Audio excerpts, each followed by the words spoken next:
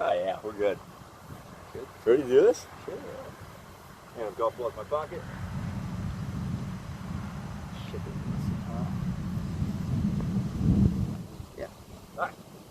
You got to step right up here. Ready to go? Hey Eddie.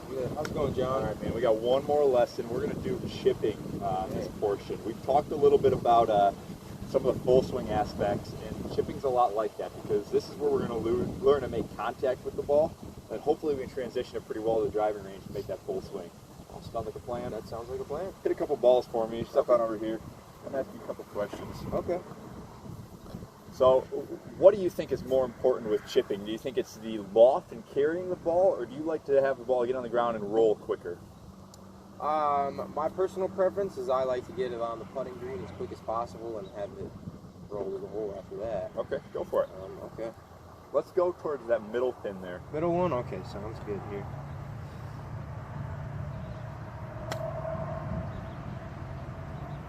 Good. So, question number 2: what kind of club would you use for that kind of shot? So we're gonna call this our little pitch and run, our little bump and run shot. What kind of clubs would you use for that? I'd use something probably around like a 9-iron or somewhere in there, 8-iron, 9-iron. You can So we're not going to use our lob wedges, right? No, definitely not. Okay, so go ahead. Okay. One more. Let's go towards the far pin out there. Far one? Yep. All right. Sounds good.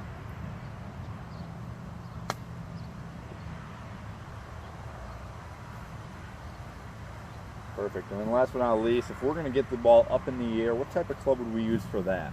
Something with a little more loft, sand wedge, lob wedge, something along those lines. Okay, perfect. So- So hit this last ball, and then we're going to talk about a few things. Okay. Is this one going in the air? Yeah, let's go towards that that back left pin for me, Back please. left. Yep. Okay.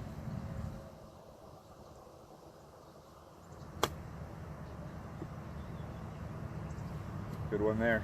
Perfect. So I had you hit 3 different shots to 3 different locations, and I didn't have you switch clubs. We just talked about using different clubs for different shots. So what's one thing you can do to use to control the distance if you don't switch clubs? Sure, you can, so like if you want to use a bump and run with something that's got a little more loft, you can close the face a little bit, creating, a more of a, like a 9-iron effect with your club. Then as far as when you're, trying to get it up in the air and use that kind of shot, you can, open the face a little bit more.